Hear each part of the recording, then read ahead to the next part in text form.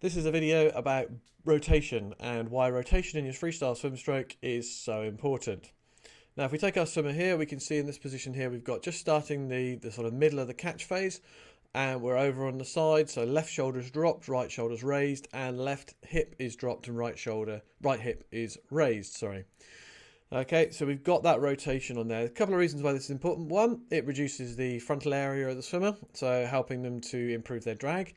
Second, most important, is that it places the body in the best position to be able to recruit the largest muscle mass. And so with good rotation, then we're able to recruit the muscles of the back in sort of the latissimus dorsi, across the top of the traps, the delts, the pecs across your chest.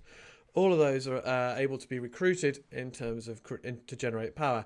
If the swimmer is very flat, then it's much more difficult to recruit that muscle mass, and therefore fatigue is likely to set in much earlier, and there is a potential for injury, of course.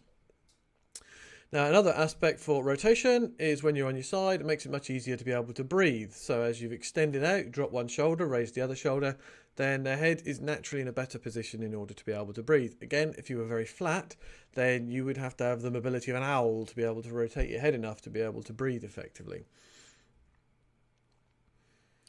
Now, this rotation does need to be connected all the way along. Sometimes we see swimmers who are who rotate a lot at the shoulders, but whose hips stay very flat. Now, one of the other advantages or reasons for rotation is that as you pull through the start of the catch phase here, through the pull phase, that opposite motion, the opposite rotation, enables you to have a great platform from which you can generate force and power. If the body were to stay very flat all the way through that, then you would probably find that the arm action is much more of a sweeping action, and you can't really use that counter action to generate as much power. Let's have a look from above.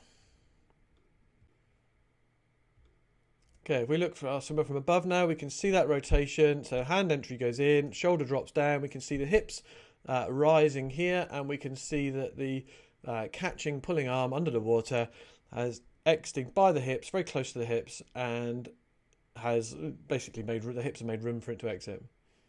We can see that connection there. So the hand is tracking underneath the shoulder and in a backward motion. So it's not sweeping to the side, it's coming straight back along this plane here, which enables him to generate much more force more comfortably with a greater muscle mass.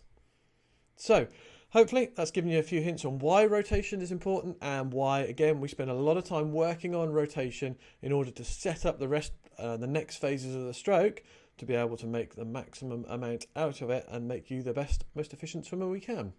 See you in the next video.